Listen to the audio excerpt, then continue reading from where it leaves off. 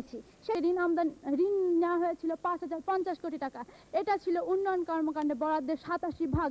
কেন এই 87 ভাগ আমাদেরকে বিদেশের উপর নির্ভর করতে হয় এবং 13 ভাগ দেশীয় অভ্যন্তরীণ? কেন আমরা 87 ভাগ অভ্যন্তরীণ থেকে নিয়ে এবং 13 ভাগ বিদেশের উপর নির্ভর করতে পারি না? প্রতিপক্ষের বন্ধুরা, আপনারা যে উন্নত দেশের কথা বলে গেলেন, সে প্রসঙ্গে বলছি, জাপান আজ এত উন্নত কেন? আমেরিকার উন্নতির পিছনে কাজ করেছে কে? দক্ষিণ কোরিয়া আর ব্রাজিলের মধ্যে সম্পদের কোনো ফারাক না থাকা সত্ত্বেও দক্ষিণ কোরিয়া আজ এত উন্নত কেন? কানাডার প্রতিটি ঘরে ঘরে আজ কেন কম্পিউটার কাজ করছে? বলতে পারবেন প্রতিপক্ষ? প্রত্যেকটি হলো বিজ্ঞানের অবদান। আর বিজ্ঞানের অবদানের ফলে আমাদের প্রত্যেকটি উন্নয়নশীল দেশ উন্নতির চরম শিখরে উঠতে পারবেন। প্রতিপক্ষের প্রথম বক্তা বলে গেলেন যে প্রাথমিক শিক্ষার ক্ষেত্রে যা বাধ্যতামূলক প্রাথমিক শিক্ষার ক্ষেত্রে আমাদের দেশ উন্নত হতে গেলে নাকি 750 বছর লাগবে। এক্ষেত্রে আমি মোশাররফ হোসেনের কথা বলতে পারি, যদি প্রত্যেকটি উন্নয়নশীল দেশের জন্য বিজ্ঞান শিক্ষা বাধ্যতামূলক করা হয়, তবে যুগ যুগান্তরে হোক, শতাব্দী বছর পরে হোক, সহস্রাধিক বছর গতে হোক, কোনো কালে হোক, প্রত্যেকটি উন্নয়নশীল দেশ উন্নত দেশের কাতারে মিশতে পারবে। আর প্রত্যেকটি জিনিসে যদি কোনো কিছু করা হয়, তবে সেখানে সঙ্গে সঙ্গে ফল পাওয়া যায় না। ফল পেতে গেলে আমাদেরকে অপেক্ষা করতে হবে।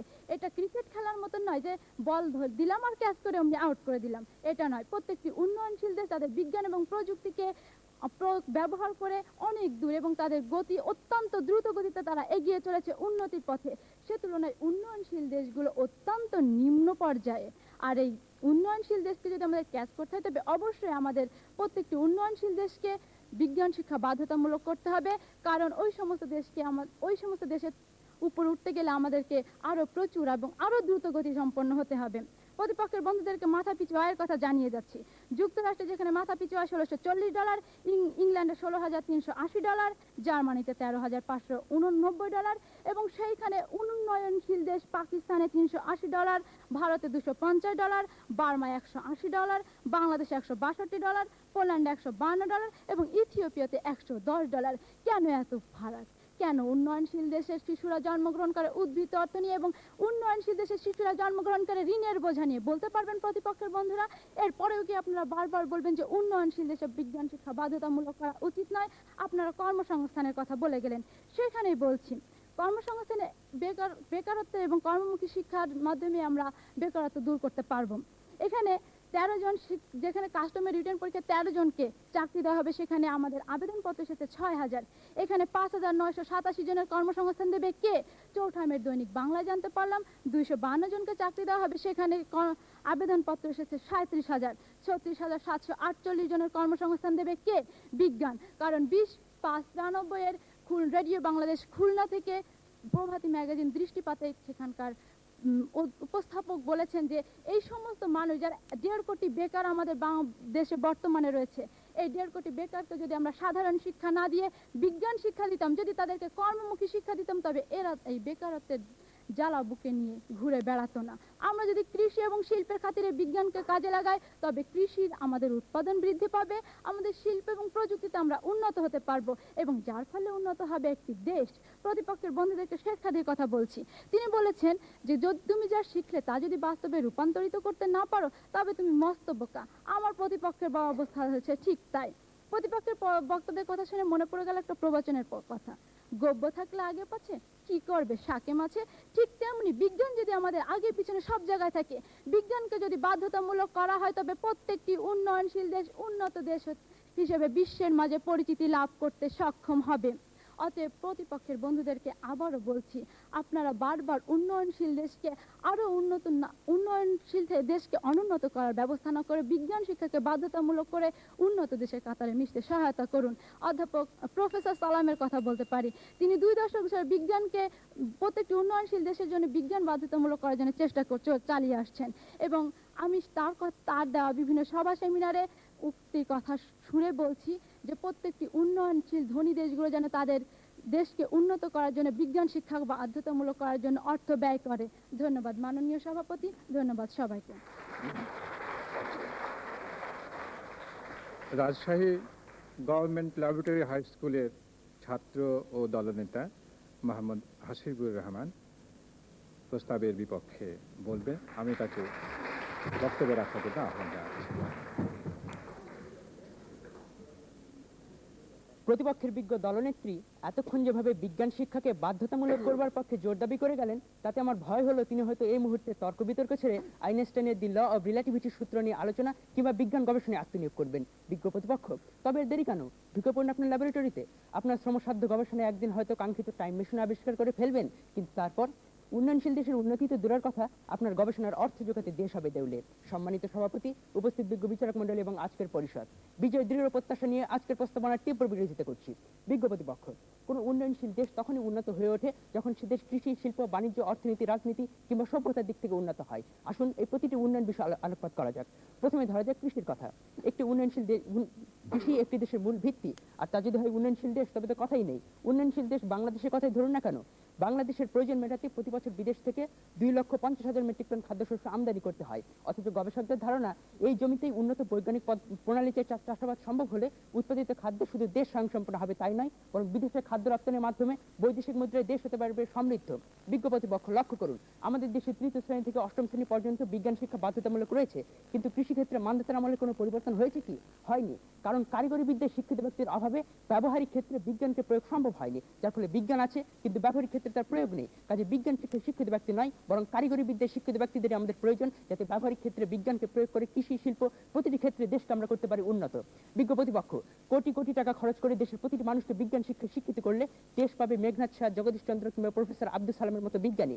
বিজ্ঞান শিক্ষা যে কেউ আইনস্টাইন, নিউটন, আর্কিমিডিস কিংবা গ্যালিলিওর সূত্র নিয়ে গবেষণা করতে পারে, নতুন নতুন সূত্র উদ্ভাবন কিংবা যন্ত্রপাতি আবিষ্কার করতে পারে, কিন্তু পারে কি ট্রাক্টর কিংবা শালো মেশিন চালাতে? তবে এই বিজ্ঞান উন্নয়নশীল দেশের কোন উন্নয়নে ব্যবহৃত হতে পারলো?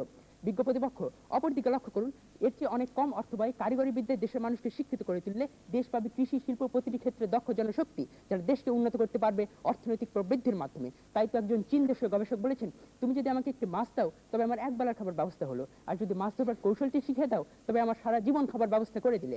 বিজ্ঞ প্রতিপক্ষ, লক্ষ্য করুন, এখানে গবেষক মাছ ধরবার কৌশল তথা কারিগরি বিদ্যা শিখতে চেয়েছেন, তিনি শিখতে চাননি মাছ ধরবার যন্ত্রের গঠন প্রণালী, মূলনীতি, তত্ত্বজ্ঞান তথা বিজ্ঞান। কারণ তিনি জানেন যে যন্ত্র আবিষ্কার হয়ে আছে, তার ব্যবহার বিধি আয়ত্তে আনতে পারলেই তার দ্বারা কার্য উদ্ধার সম্ভব। তেমনি ভাবে কৃষি, শিল্প প্রতিটি ক্ষেত্রে ব্যবহার যে যন্ত্রপাতি আবিষ্কার হয়ে আছে, আমাদের দরকার শুধু তার ব্যবহার বিধি আয়ত্তে আনা। বিজ্ঞ প্রতিপক্ষ আজকের এই প্রস্তাবনাটির দিকে লক্ষ্য রেখে তারা যা অনুধাবন করেছেন তা হলো বিজ্ঞান শিক্ষা এবং কারিগরি শিক্ষা এই দুটো বিষয়কে তারা এক করে ফেলেছেন, যার ফলে আজকের প্রস্তাবনাটিকে তারা অন্ধ সমর্থন জানিয়ে যাচ্ছেন।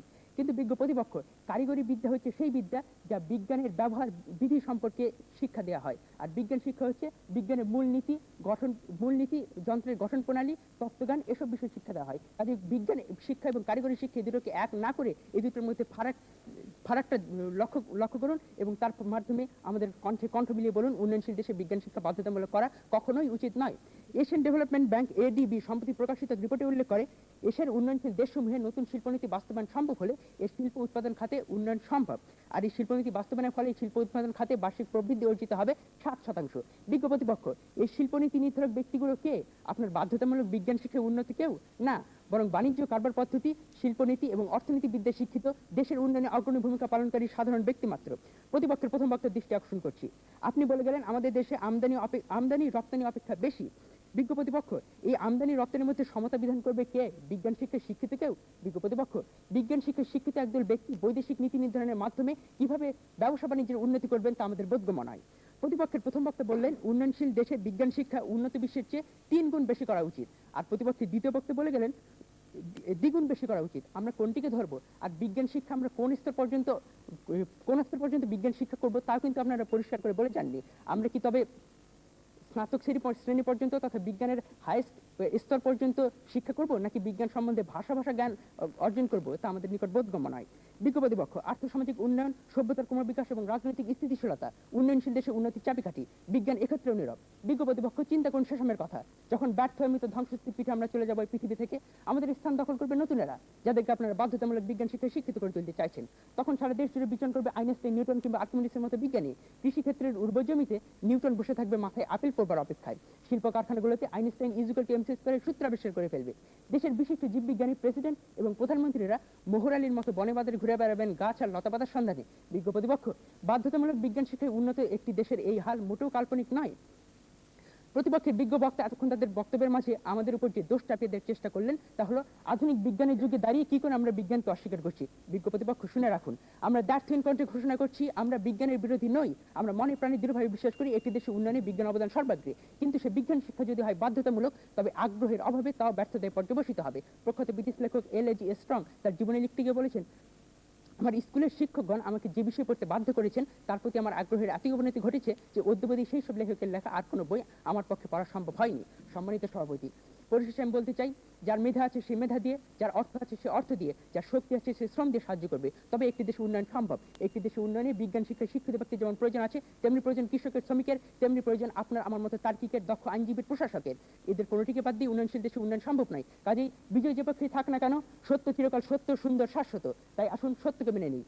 প্রকাশ্যে স্বীকার করতে লজ্জা হলে মনে মনে একটিবারের জন্য হলে স্বীকার করুন, উন্নয়নশীল দেশে বিজ্ঞান শিক্ষা বাধ্যতামূলক করে দেশের উন্নয়ন কল্পনা করা অলিক অবান্তর বই নয়। ধন্যবাদ, ধন্যবাদ সবাইকে।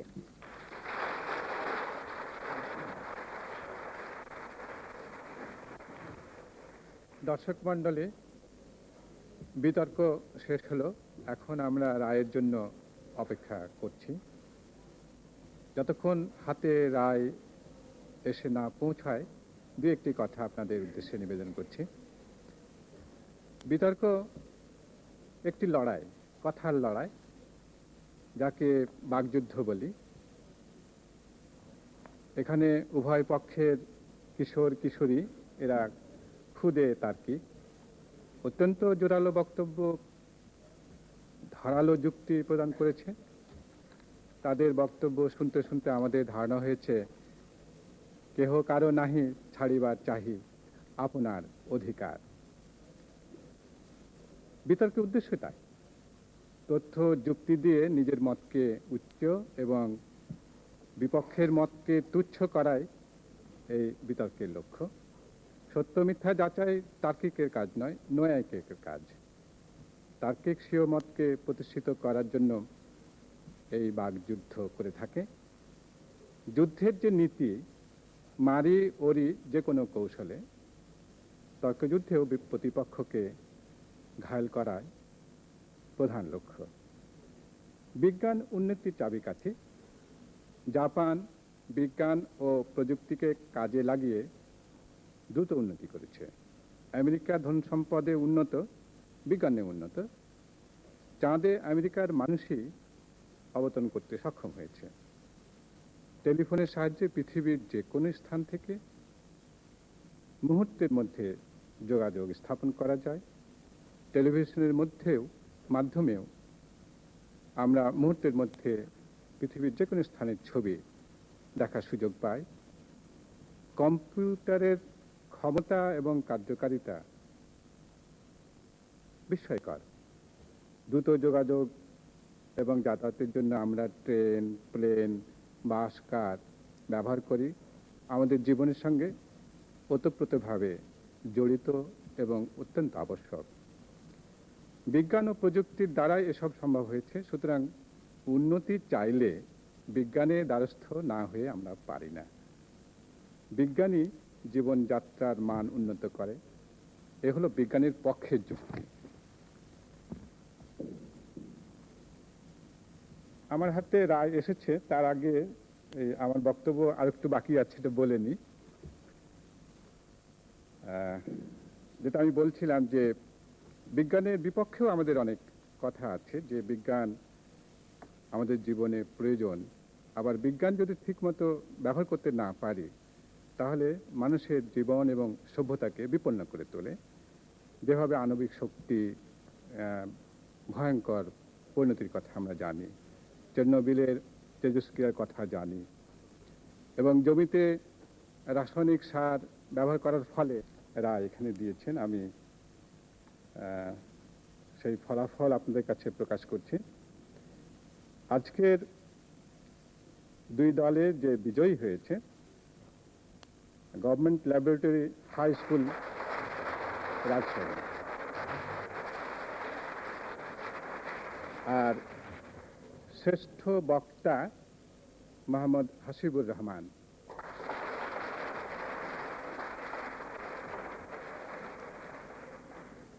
আপনাদের সকলকেই অশেষ ধন্যবাদ।